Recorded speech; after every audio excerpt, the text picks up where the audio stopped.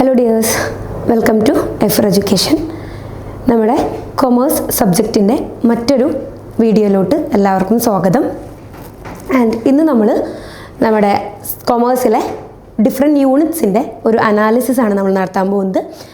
And ഇതിൽ നമ്മൾ ആദ്യം ചെയ്യാൻ പോകുന്നത് ഫസ്റ്റ് യൂണിറ്റിൻ്റെ അനാലിസിസ് ആണ്.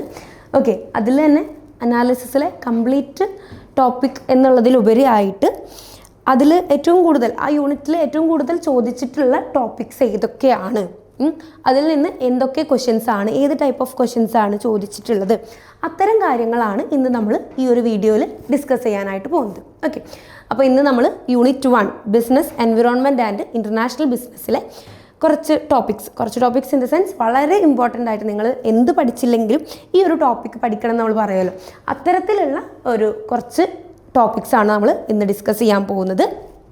സോ യൂണിറ്റ് 1 നമുക്കറിയാം കംപ്ലീറ്റ്ലി തിയറി ഓറിയൻറ്റഡ് ആയിട്ടുള്ള ഒരു യൂണിറ്റാണ്. തിയറി മാത്രമേ നമുക്കതിൽ പഠിക്കാനായിട്ടുള്ളൂ.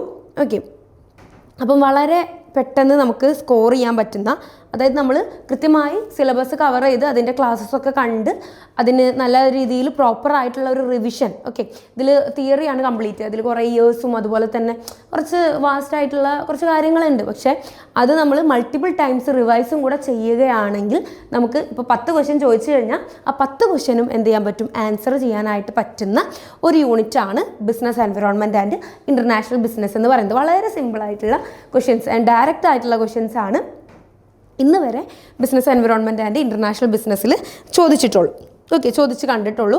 സോ നമുക്ക് നോക്കാം ഏതൊക്കെയാണ് റിപ്പീറ്റഡ് ആയിട്ട് വന്നിട്ടുള്ള ആ ഒരു യൂണിറ്റ്സ് ടോപ്പിക്സ് എന്നുള്ളത്. ഓക്കെ, അപ്പം ഇതിൽ ബിസിനസ് എൻവിറോൺമെൻറ്റ് എന്ന് പറഞ്ഞിട്ടൊരു പാർട്ടുണ്ട്, അതുപോലെ തന്നെ ഇൻ്റർനാഷണൽ ബിസിനസ് എന്ന് പറഞ്ഞിട്ട് 2 പാർട്ടുകളുണ്ട്. ഓക്കെ, ബിസിനസ് എൻവിറോൺമെൻറ്റിലെ എന്താണ് ബിസിനസ് എൻവിറോൺമെൻറ്റ്, മാക്രോ മൈക്രോ അങ്ങനെയുള്ള കാര്യങ്ങളെ പറ്റിയിട്ടുള്ള ക്വസ്റ്റ്യൻസ് ഇപ്പോൾ റീസെൻ്റ് ആയിട്ട് ചോദിച്ച് കാണുന്നുണ്ട്. വളരെ സിമ്പിൾ ക്വസ്റ്റ്യൻ ആണ് അതൊക്കെ ഉണ്ടാവാറുള്ളത്. മൈക്രോ എൻവിറോൺമെൻറ്റ് എലമെൻറ്റ്സ് ഏതൊക്കെയാണ്, മാക്രോ എൻവിറോൺമെൻറ്റ് കോമ്പണൻറ്റ് ഏതൊക്കെയാണ്, അല്ലെങ്കിൽ എക്സ്റ്റേണൽ എൻവിറോൺമെൻറ്റ് കോമ്പണൻസ് ഏതൊക്കെയാണ്, ഇൻറ്റേർണൽ എൻവിറോൺമെൻറ്റ് കോമ്പണൻസ് ഏതൊക്കെയാണ്, അത്തരത്തിലുള്ള അതിങ്ങനെ പിക്കൗട്ട് ചെയ്യാനായിട്ടുള്ള ക്വസ്റ്റ്യൻസ് അതിൽ ചോദിച്ച് കണ്ടിട്ടുണ്ട്. ഓക്കെ, അപ്പോൾ ബിസിനസ് എൻവിറോൺമെൻറ്റിൻ്റെ ആ ഒരു ബേസിക് ആയിട്ടുള്ള കാര്യങ്ങൾ നിങ്ങൾ എന്ത് ചെയ്യണം, പഠിച്ചു വെക്കണം. കാരണം നമ്മളിപ്പോൾ ബേസിക് ആകുമ്പോൾ നമ്മൾ പല കുട്ടികളും സ്കിപ്പ് ചെയ്യും. ഇത് ബേസിക് ആണല്ലോ, ഇതെനിക്ക് ആൻസർ ചെയ്യാൻ പറ്റുന്നുണ്ടാവുമല്ലോ എന്നുള്ളതിൽ. പക്ഷേ ഒരുപാട് ക്വസ്റ്റ്യൻസ് കാണുമ്പോൾ, അതായത് എക്സാം ഹാളിൽ ഒരു 3 മണിക്കൂറിൽ എക്സാമിൽ നമ്മൾ ഈ 150 ക്വസ്റ്റ്യൻസും കാണുമ്പോൾ നമുക്ക് എന്ത് ചെയ്യുന്നു, അത് റീകളക്ട് ചെയ്യാൻ പറ്റാത്ത അവസ്ഥ വരും. ഓക്കെ, നമ്മൾ ഒരു തവണയെങ്കിലും അല്ലെങ്കിൽ നമ്മളിപ്പം കംപ്ലീറ്റ് റിവിഷൻ ചെയ്യാനായിട്ട് നോക്കുക. ഓക്കെ, നമുക്ക് അറിയുന്നതോ അറിയാത്തതോ എന്നുള്ളത് നോക്കണ്ട, നമ്മൾ എന്ത് ചെയ്യുക, ബേസിക് ആയിട്ടുള്ള കാര്യങ്ങളാണെങ്കിൽ പോലും മൾട്ടിപ്പിൾ ടൈംസ് റിവൈസ് ചെയ്യാനായിട്ട് നോക്കുക. ഓക്കെ, അങ്ങനെയാകുമ്പോൾ നമുക്ക് ഓപ്ഷൻസിൽ കൺഫ്യൂഷൻ ഇല്ലാതെ തന്നെ നമുക്ക് എന്ത് ചെയ്യാം, അതിൻ്റെ ആൻസർ കൊടുക്കാനായിട്ട് പറ്റും. ഓക്കെ, പിന്നെ വരുന്നത് world trade organisation WTO international ബിസിനസ്സിൻ്റെ ഭാഗത്തു നിന്നുള്ളതാണ്. അതിൽ നമ്മൾ വേൾഡ് ട്രേഡ് ഓർഗനൈസേഷൻ്റെ ഇയർ, അതുപോലെ തന്നെ അതിൻ്റെ ഒബ്ജക്റ്റീവ്സ്, വേൾഡ് ട്രേഡ് ഓർഗനൈസേഷൻ്റെ ഒബ്ജക്റ്റീവ്സ് കാര്യങ്ങൾ എന്ത് ചെയ്യണം, നിങ്ങൾ പഠിച്ചു വെക്കാനായിട്ട് നോക്കണം. പിന്നെ economic integration and blocks. Okay, അതിൽ എക്കണോമിക് ഇൻ്റഗ്രേഷൻ എന്ന് പറയുമ്പോൾ ലെവൽസ് ഓഫ് എക്കണോമിക് ഇൻ്റഗ്രേഷൻ ഉണ്ട്, റീജിയണൽ എക്കണോമിക് ഇൻ്റഗ്രേഷൻ, അത്തരം കാര്യങ്ങൾ നിങ്ങൾ നോക്കണം. അതായത് എക്കണോമിക് ഇൻ്റഗ്രേഷൻ എന്ന് പറഞ്ഞാൽ എന്താണ്, നമ്മൾ നൈബറിങ് ഒരു 2 or more കൺട്രീസ് തമ്മിൽ ഇൻ്റഗ്രേറ്റഡ് ആവുന്ന ആ ഒരു പ്രോസസ്സിനെ വിളിക്കുന്ന പേരാണെന്ത്, എക്കണോമിക് ഇൻ്റഗ്രേഷൻ എന്നുള്ളത്. ഓക്കെ, അതായത് ഇപ്പം ഇന്ത്യയും ചൈനയും കൂടെ ഒരു കമ്പൈൻഡ് ആയിട്ട് ഒരു റൂൾസ് ആൻഡ് റെഗുലേഷൻസ് ഉണ്ടാക്കുക, അതൊക്കെ എന്താണ് എക്കണോമിക് ഇൻ്റഗ്രേഷൻ്റെ ഒരു എക്സാമ്പിളാണ്. ഓക്കെ, അപ്പോൾ ഇതിൽ നമ്മൾ എക്കണോമിക് ഇൻ്റഗ്രേഷൻ എന്ന് പറയുമ്പോൾ ഡിഫറെൻറ്റ് എക്കോണമീസ് കമ്പൈൻഡ് ആവുന്ന ആ ഒരു പ്രോസസ്സിനെ വിളിക്കുന്ന പേരാണ് എക്കണോമിക് ഇൻ്റഗ്രേഷൻ എന്ന്. അതിൽ തന്നെ നമുക്ക് റീജിയണൽ എക്കണോമിക് ഇൻ്റഗ്രേഷൻ ഉണ്ട്. നൈബറിങ് കൺട്രീസ് ആണ് ഈ ഒരു ഇൻ്റഗ്രേഷൻ നടത്തുന്നത് എങ്കിൽ അതിന് നമ്മൾ എന്ത് പറയും, റീജിയണൽ എക്കണോമിക് ഇൻ്റഗ്രേഷൻ എന്ന് പറയും. ഓക്കെ, അപ്പോൾ ഇതിൽ നമുക്കൊരു ലെവൽസ് ഓഫ് എക്കണോമിക് ഇൻ്റഗ്രേഷൻ എന്ന് പറഞ്ഞൊരു സാധനം ചോദിക്കാറുണ്ട്. ഓക്കെ, ഫ്രീ ട്രേഡ് ഏരിയ, അങ്ങനെയുള്ള കസ്റ്റംസ് യൂണിയൻ, അതുപോലെ തന്നെ കോമൺ മാർക്കറ്റ്, അങ്ങനെ ഒരു സെറ്റ് ഓഫ് ഒരു ലെവൽസ് ഓഫ് എക്കണോമിക് ഇൻ്റഗ്രേഷൻ എന്ന് പറഞ്ഞിട്ട് ഒരു ടോപ്പിക് ഉണ്ട്. അത് വളരെ വളരെ ഇമ്പോർട്ടൻ്റ് ആണ്. Okay, levels of economic integration. Okay, അതിൻ്റെ ആ ഒരു ലെവൽസ് നിങ്ങൾ ആ ഒരു ഓർഡറിൽ തന്നെ പഠിച്ചു വെക്കാനായിട്ട് നോക്കണം. പിന്നെ നമുക്ക് ബ്ലോക്സ്, അതായത് നമ്മളിവിടെ എക്കണോമിക് ഇൻ്റഗ്രേഷൻ പല ടൈപ്സ് എക്സാമ്പിൾസ് ഉണ്ട്. ഓക്കെ, ആസിയാൻ, നാഫ്ത, അതുപോലെ സാഫ്ത, ഓക്കെ, അങ്ങനെയുള്ള പല എക്കണോമിക് ഇൻ്റഗ്രേഷൻ ബ്ലോക്സ് ഉണ്ട്. ഓക്കെ, അപ്പം ഈ എക്കണോമിക് ഇൻ്റഗ്രേഷൻ്റെ എക്സാമ്പിൾസിനാണ് നമ്മൾ ഈ ബ്ലോക്സ് എന്ന് പറയുന്നത്.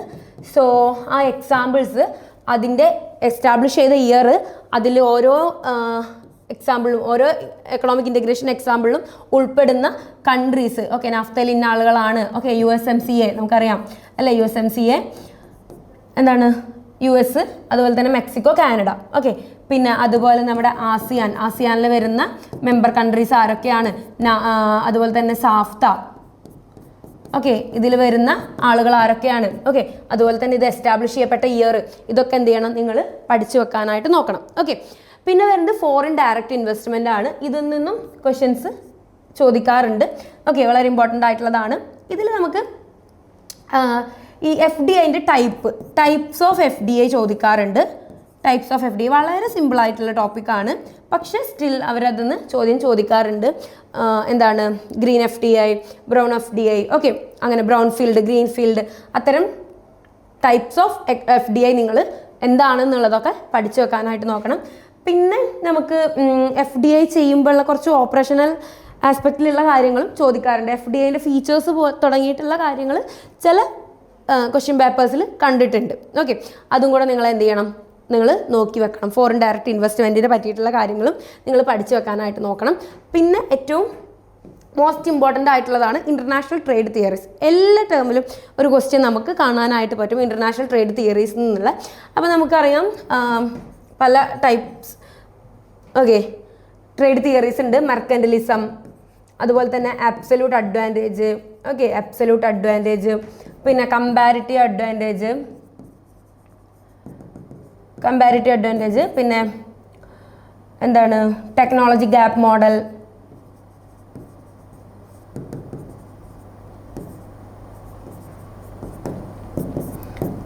പിന്നെ product life cycle theory.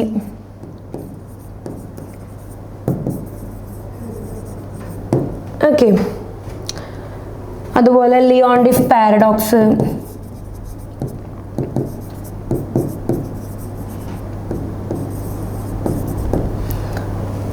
Okay, അപ്പം ഇത്തരത്തിലുള്ള തിയറീസ്. ഓക്കെ, ഇത്രയും തിയറീസ് നിങ്ങൾ എന്ത് ചെയ്യണം, നോക്കി വെക്കണം. ഓക്കെ, ഓരോ തിയറിയും എന്താണ് പറയുന്നത്, അതുപോലെ തന്നെ ഇതൊക്കെ ഈ ഓരോ തിയറീസ് പ്രൊപ്പോണ്ട് ചെയ്യപ്പെട്ടിട്ടുള്ള ഇയേഴ്സ് നിങ്ങൾ എന്ത് ചെയ്യണം, നോക്കി വെക്കണം. ഈ ഒരു തിയറീസിൻ്റെ ക്രോണോളജി ക്വസ്റ്റ്യൻ ചോദിച്ച് കണ്ടിട്ടുണ്ട്. ഓക്കെ, അപ്പം ഏറ്റവും ഓൾഡസ്റ്റ് ആയിട്ടുള്ളത് ഏതാണ്, മെർക്കൻറ്റലിസം ആണ് എന്നുള്ളത് നിങ്ങൾ നോക്കി വെക്കുക. ഓക്കെ, അതുപോലെ ബാക്കിയുള്ള തിയറീസും പ്രൊപ്പോണ്ട് ചെയ്ത ഇയേഴ്സും നിങ്ങൾ പഠിച്ചു വെക്കാനായിട്ട് നോക്കണം. ഓക്കെ, അതുപോലെ ഓരോ തിയറിയും എന്താണ് പറയുന്നത് എന്നുള്ളതും നിങ്ങൾ നോക്കി വെക്കണം. പിന്നെ ഇൻ്റർനാഷണലൈസേഷൻ സ്ട്രാറ്റജീസ്. ഓക്കെ, അവിടെ നമ്മൾ EPRG. ഓക്കെ, EPRG ആണ് നമ്മൾ പഠിച്ചു വെക്കേണ്ടത്. എന്താണ് എത്തനോസെൻട്രിക്, പോളിസെൻട്രിക്, റീജിയോസെൻട്രിക്, പിന്നെ ജിയോസെൻട്രിക്. ഓക്കെ, അങ്ങനെ ഈ ഒരു EPRG ഫ്രെയിംവർക്ക് കാര്യങ്ങൾ നിങ്ങൾ പഠിച്ചു വെക്കാനായിട്ട് നോക്കണം. പിന്നെ വരുന്നത് ബാലൻസ് ഓഫ് പേയ്മെൻറ്റ്സ് എന്ന് ഇപ്പം കണ്ടുവരുന്ന ചോദ്യം എന്ന് പറയുന്നത് അക്കൗണ്ട്സ്. ഓക്കെ, BOP അക്കൗണ്ട്സുമായിട്ട് റിലേറ്റ് ചെയ്തിട്ടുള്ള ക്വസ്റ്റ്യൻസ് ആണ് ഇപ്പോൾ ചോദിച്ച് കാണുന്നത്. സോ ആ ബാലൻസ് ഓഫ് പേയ്മെൻറ്റിൻ്റെ അക്കൗണ്ട്സ് ഏതൊക്കെയാണ് എന്നുള്ളത് നിങ്ങൾ എന്ത് ചെയ്യണം, കറക്റ്റായിട്ട് പഠിച്ചു വെക്കാനായിട്ട് നോക്കണം. പിന്നെ FEMA and regulations, FEMA act, okay, FERA act, അതിനെ പറ്റിയിട്ടുള്ള കാര്യങ്ങൾ നിങ്ങൾ ഡിഫറൻഷ്യേറ്റ് ചെയ്ത് തന്നെ നിങ്ങൾ പഠിക്കണം. ഓക്കെ, പിന്നെ വരുന്നത് ഡംപിങ് ആണ്. Dumping practices, types of dumping. Okay, sporadic dumping, reverse dumping, okay, persistent dumping, അത്തരത്തിലുള്ള ഡംപിങ്ങിൻ്റെ ടൈപ്സ് നിങ്ങൾ എന്ത് ചെയ്യണം, ഇമ്പോർട്ടൻ്റ് ആയിട്ട് പഠിച്ചു വെക്കണം. അതിൻ്റെ മാച്ച് ദ ഫോളോയിങ് പോലെയുള്ള ക്വസ്റ്റ്യൻസ് ചോദിക്കാറുണ്ട്. അതുപോലെ തന്നെ ഇപ്പം ഒരു സ്റ്റേറ്റ്മെൻറ്റ് തന്നിട്ട് അത് ഏത് ഡംപിങ് ആണ് എന്നുള്ള തരത്തിലുള്ള ക്വസ്റ്റ്യൻസൊക്കെ വരാനുള്ള ചാൻസ് ഉണ്ട്. സോ ഈ ടൈപ്സ് ഓഫ് ഡംപിങ് എന്നുള്ളത് നിങ്ങൾ എന്ത് ചെയ്യണം, പഠിച്ച് വെക്കണം. ഓക്കെ, അപ്പം ഇത്രയാണ് നമുക്ക് ഈ ഒരു ഇൻ്റർനാഷണൽ ബിസിനസ് ആൻഡ് ബിസിനസ് എൻവിറോൺമെൻറ്റിൽ നിന്ന് നമുക്ക് പഠിക്കാനായിട്ടുള്ളത്. അപ്പം ഓരോന്നിൻ്റെ അണ്ടറിൽ എന്തൊക്കെയാണ് വരുന്നത് എന്നുള്ളത് ഇവിടെ കൊടുത്തിട്ടുണ്ട്. ഓക്കെ, അപ്പോൾ നിങ്ങളിത് നോട്ട് ചെയ്ത് അതിൻ്റെയൊക്കെ കറക്റ്റ് പ്രോപ്പർ നോട്ട് കീപ്പ് ചെയ്ത് മൾട്ടിപ്പിൾ ടൈംസ് റിവൈസ് ചെയ്തിട്ട് വേണം നിങ്ങൾ ഈ ഒരു പ്രിപ്പറേഷൻ കൊണ്ടുപോകാനായിട്ട്. ഓക്കെ, ഞാൻ പറഞ്ഞല്ലോ, നമ്മൾ നല്ല രീതിയിൽ പ്രിപ്പറേഷൻ നടത്തി കഴിഞ്ഞാൽ, നല്ല രീതിയിൽ റിവൈസ് ചെയ്ത് കഴിഞ്ഞാൽ നമുക്ക് 10 ക്വസ്റ്റ്യൻ ചോദിച്ചു കഴിഞ്ഞാൽ 10 ക്വസ്റ്റ്യനും ആൻസർ ചെയ്യാൻ പറ്റുന്ന ഒരു യൂണിറ്റാണ് ഈ ഒരു BE ആൻഡ് IB എന്ന് പറയുന്നത്. സോ ഇത്രയാണ് ഇന്ന് നമുക്ക് ഈ ഒരു സെഷനിൽ പറയാനുള്ളത്. ബാക്കി യൂണിറ്റ്സിൻ്റെ അനാലിസിസുമായിട്ട് നമുക്ക് അടുത്ത സെഷനിൽ കാണാം. Bye from Aifer education.